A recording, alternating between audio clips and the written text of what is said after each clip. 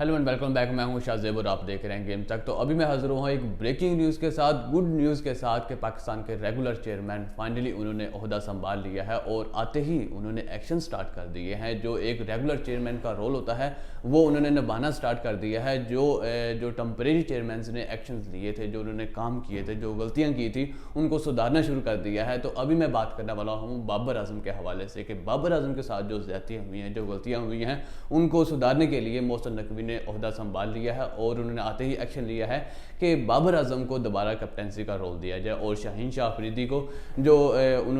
उनको जो ओहदा दिया गया है वो उनसे ओहदा वापस लिया जाए और बाबर आजम को दोबारा से कैप्टन बनाया जाए। तो इस बारे में हम बात करने वाले हैं कि क्या बाबर आजम दोबारा से वापस आ सकते हैं या क्या वो कैप्टनसी का रोल दोबारा अपने ऊपर लेंगे या नहीं लेंगे, क्योंकि उनसे ज़बरदस्ती ये ओहदा वापस लिया गया था, क्योंकि उनका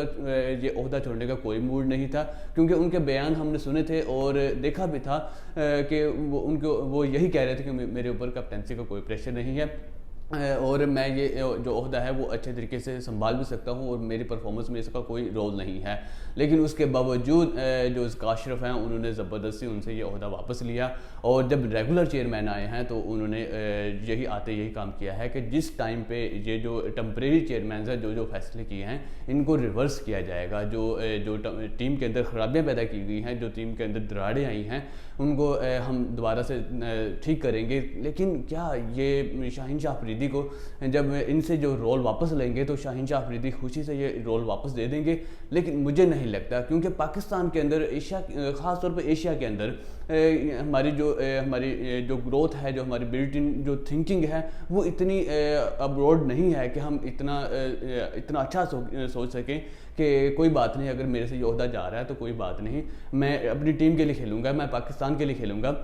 लेकिन हमारी जो थिंकिंग है वो इस तरह से बिल्कुल भी नहीं होती। हम यही कहते हैं कि मेरे पास ओहदा हो, मेरे पास ओहदा हो। जब किसी से वो ओहदा वापस ले लिया जाता है तो उसका वो मुंह बन जाता है और वो उस तरीके से खेलता नहीं है या परफॉर्म नहीं करता और वो 6-6 महीने डिप्रेशन से ही वापस नहीं आते, पता नहीं क्या हो गया। लेकिन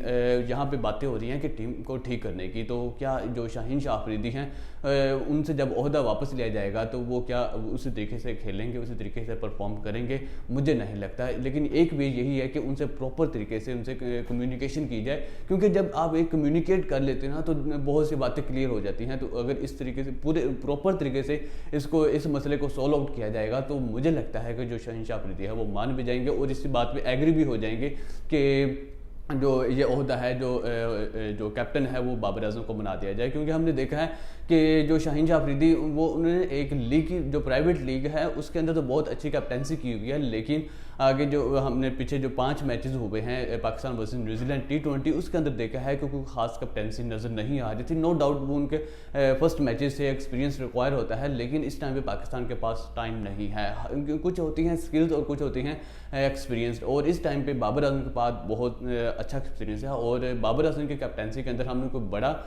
जो अवार्ड है वो नहीं जीता, लेकिन हमने फाइनल और सेमीफाइनल खेले हुए हैं और पाकिस्तान की जो टीम है वो अच्छा परफॉर्म कर रही थी और अच्छे ट्रैक पे चल रही थी। तो अभी जो है वो यही न्यूज़ आ रही है कि बाबर आजम को कैप्टन बना दिया जाए। तो इसके साथ अगर मैं अपना एनालिसिस भी शेयर करूं तो ये कुछ हद तक ठीक भी होगा